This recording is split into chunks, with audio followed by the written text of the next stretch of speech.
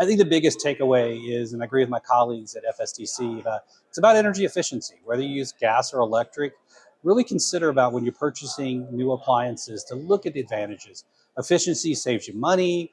It now shows that it will help the environment. It reduces the CO2 or your carbon footprint.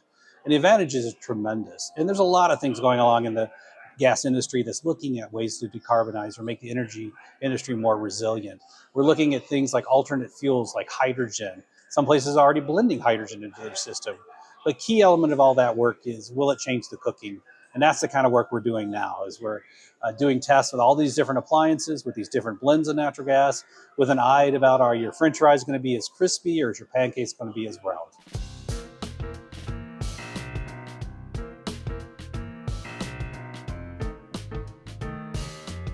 So in terms of carbon footprint, that is created when you use carbon-based fuels like methane or natural gas as it would be, or even coal or places like that. The carbon combines with oxygen to make CO2 to reduce the carbon footprint, but you don't want non-carbon fuels. Hydrogen is a non-carbon fuel.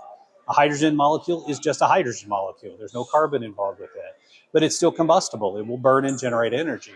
So the energy utilities out there are looking at, can we add a small amount of hydrogen, most cases less than like 5% into our system, get the decarbonization benefits of it without changing the operation of our equipment. For most of the customers, won't even notice it. You already see places around the US that are using about 5% hydrogen in their system, and so far so good. And we're doing a lot more field tests out there to look at higher percentage of hydrogen to increase the energy benefits and the decarbonization benefits of these fuels.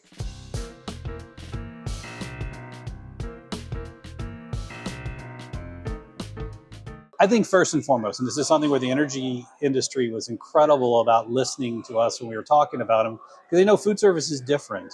In most other industries, you were concerned about, would it be safe? Would it heat the water the way I wanted, or heat the air if it's like a furnace? We were like, will it change the cooking behavior? And specifically, we wanted to where, if a chef was just using his cooking equipment the way he does every day, and suddenly something was different, could that be caused by, say, having hydrogen in the system?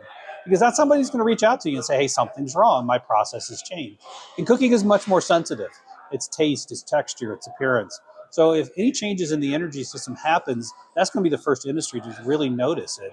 And so we want to stay ahead of that. We want to find out at what level should we be concerned that there could be potential changes in the way the food is being cooked and what it tastes like. Or if we get to a certain high percent that the benefits are worth it, how do we train chefs and the manufacturers on ways to adjust their equipment or their processes so they can still make the food exactly the way they want to?